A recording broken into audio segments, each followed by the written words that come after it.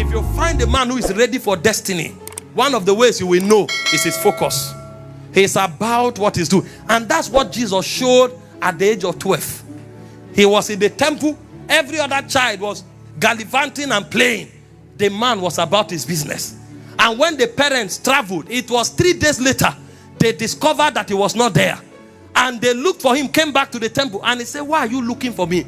Don't you know that I should be about my father's business? At the age of 12, no wonder no man on earth has ever been like him. The level of focus and precision and tenacity at the age of 12, some don't have it at 50. So he is not just impactful because he's Jesus. The principles of God define his life even from a tender age. Focus.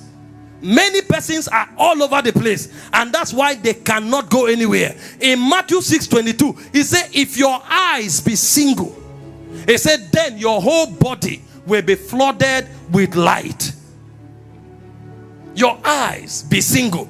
In the Western world, they have understood the significance of focus. And so when a child wants to be a footballer, they take them to the academy, sometimes from the age of 5. Every day they must touch the ball. Every day. That is training and mastering focus. They play it all their lives. And they learn this value so much that when you go to their house, everything is about football. And the same thing applies to every champion in every corridor. Go to the house of a boxer. You will see every corner. You either see a gym or you see a punching bag. He's doing everything to develop capacity. And then you'll find the lecturer design his house like a bouncer, because his strength. And then you are wondering, where are you going to? What you should have is libraries and books, because your environment reveals your focus. When you find a man who is not focused, it shows in his environment. You come to the house of a preacher, there's no personal room for prayer, there's no study room, and that preacher says he wants to be a voice to his generation. If you know him, tell him he's a joker. In 1 Kings chapter 20, verse 39 and 40, the prophet told the parable to the king. The message is different, but inside the message we saw the power of focus.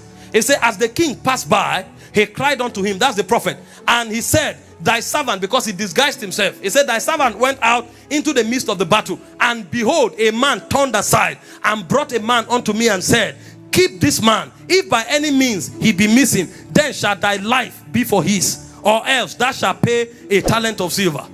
Every time you lose what is committed to you, you either pay with your life or you pay with your resources. And in verse 40 he said, and as thy servant was busy here and there, he was gone. He lost the slave. The reason many people lose their vision is because they lack focus. They are all over the place. They want to be like everybody. They want to do everything. That's why they are never productive. Even the world system knows that when you become a jack of all trades, you master none. So the second thing about tilling is to discipline yourself. This world is too noisy. See, if you are a pastor, if you are online, don't go watching people who are doing beauty pageant. Don't go watching people who are arguing and debating politics. Sit only on messages. It will take a lot of power, focus power, to be able to restrain yourself like that. And then you are there watching what will improve you. If you are a businessman, sit down, study businessmen, watch their lives, watch what they do, watch what they say.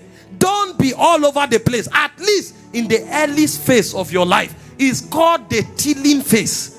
Because that's when your personality is formed. And that's where the power of your spirit is developed. Focus. Many don't have focus.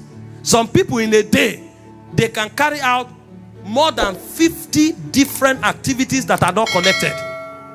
In one day, some persons, they can have more than 30 conversations that are not connected. And they say they are going somewhere. Their life is scattered. And because of that, even the anointing of God in their soul, the energy of God in their spirit is diverged. And that divergence will cause them never to prosper in anything they do. Focus.